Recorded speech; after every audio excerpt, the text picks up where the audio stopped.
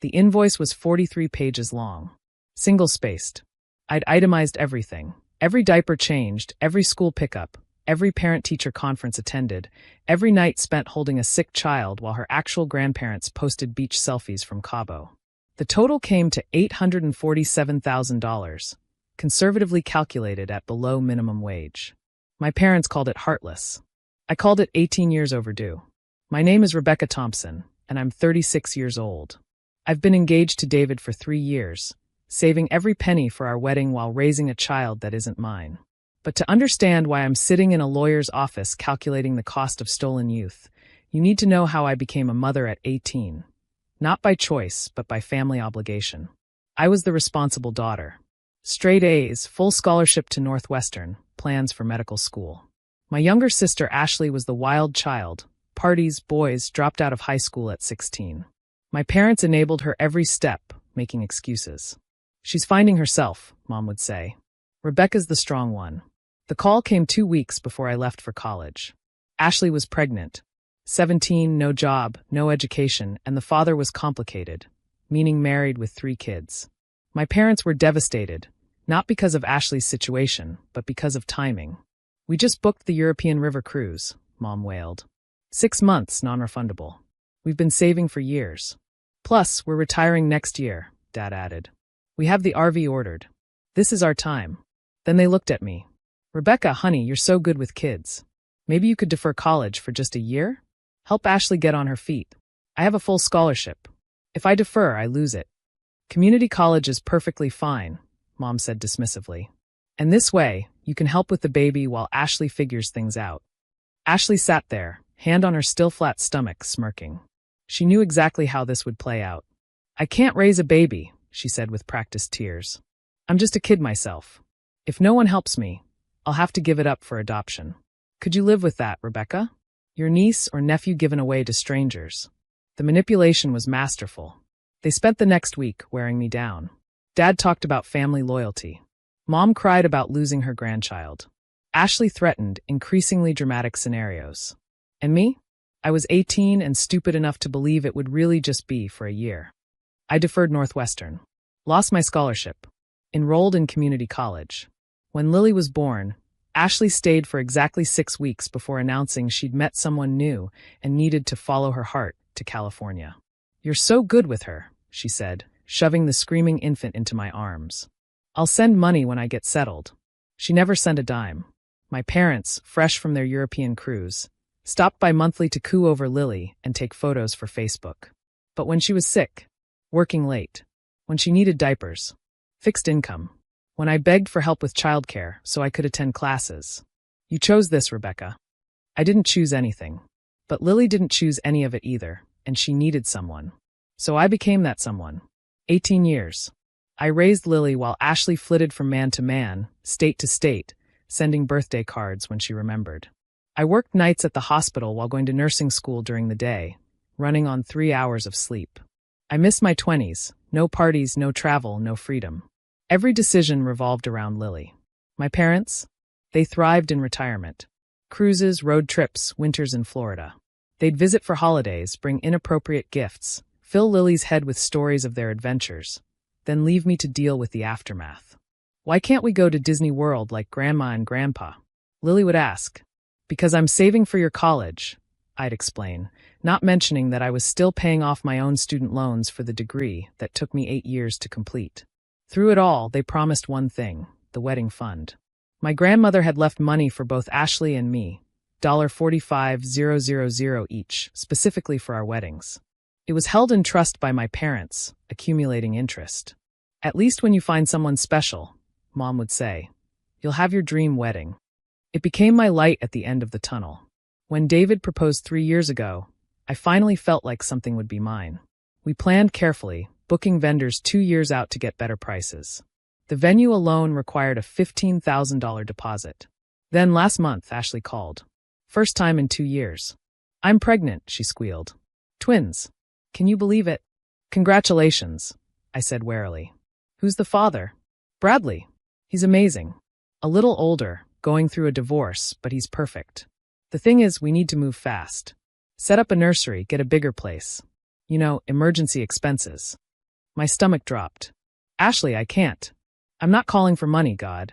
I'm calling Mom and Dad. They'll help. They always do. She hung up, and I immediately called my parents. Dad answered, sounding guilty already. Hi, sweetheart. I guess you heard Ashley's news. Dad, whatever she's asking for, please remember I've been raising Lily alone for 18 years. My wedding is in 6 months. About that, his voice trailed off. Ashley's in a real bind. Bradley's assets are frozen because of the divorce. They need help now. We're going to loan her some money from my wedding fund. It wasn't a question. Just temporarily. Ashley swears she'll pay it back before your wedding. Like she paid me back for raising her daughter? Like she paid child support? Like she paid for anything ever? Don't be dramatic, Rebecca. Family helps family. I have been helping family since I was 18. But it was too late. They'd already withdrawn the money.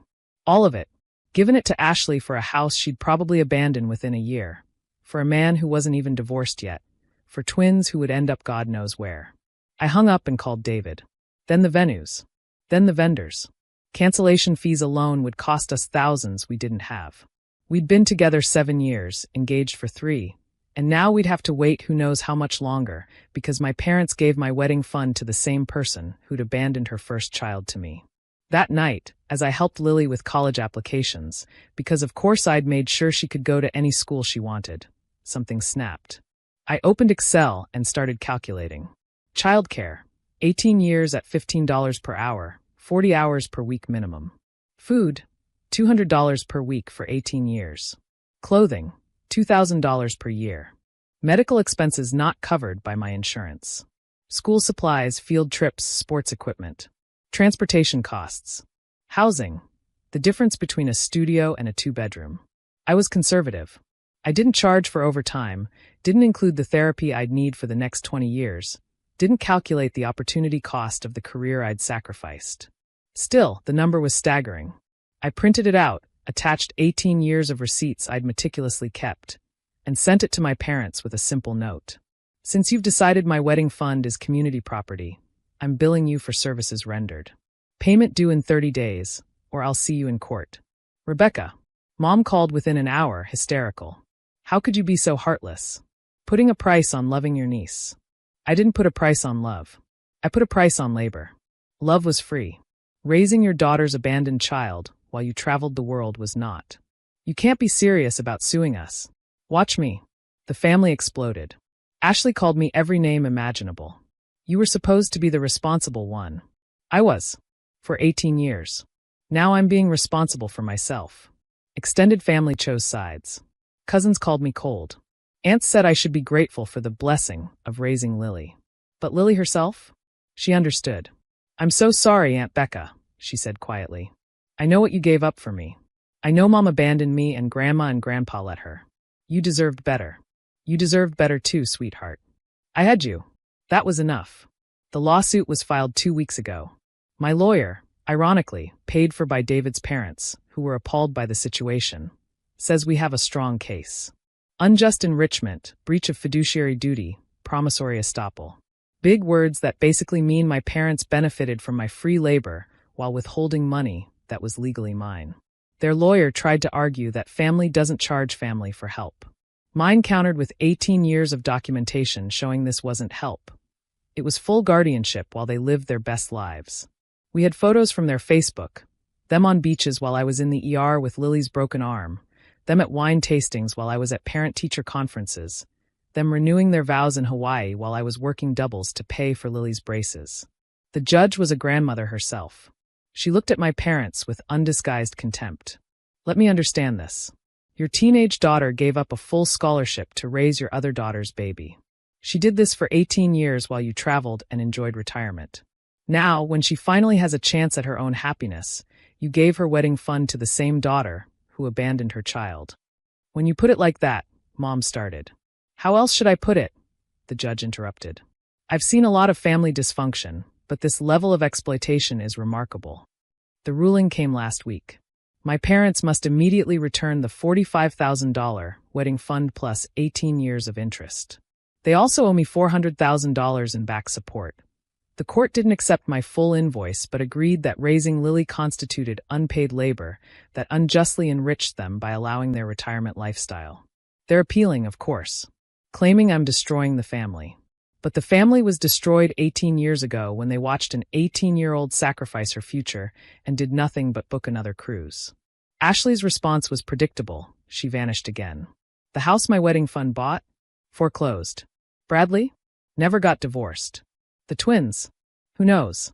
History repeating itself, and this time, I won't be there to clean up the mess. David and I are getting married next month. Small ceremony, just close friends and the family that actually acts like family. Lily will be my maid of honor. David's parents are paying. They said watching someone stand up to exploitation was worth more than any wedding gift. My parents won't be there. They're too busy figuring out how to pay the judgment. Turns out, 18 years of cruises and RV trips don't leave much savings. They might have to sell the house, the one they never opened to their granddaughter except for photo opportunities. You've ruined us, Dad said at our last conversation. Was it worth it? Ask Ashley, I replied. She got 18 years of freedom bought with my youth.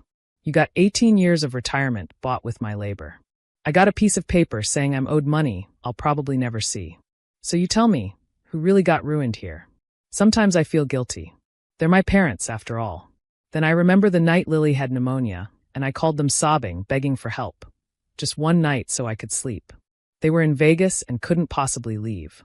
I stayed awake for 72 hours straight, hallucinating from exhaustion, while they played slots. That's not family. That's not love. That's exploitation wrapped in DNA. My name is Rebecca Thompson. I'm 36 years old.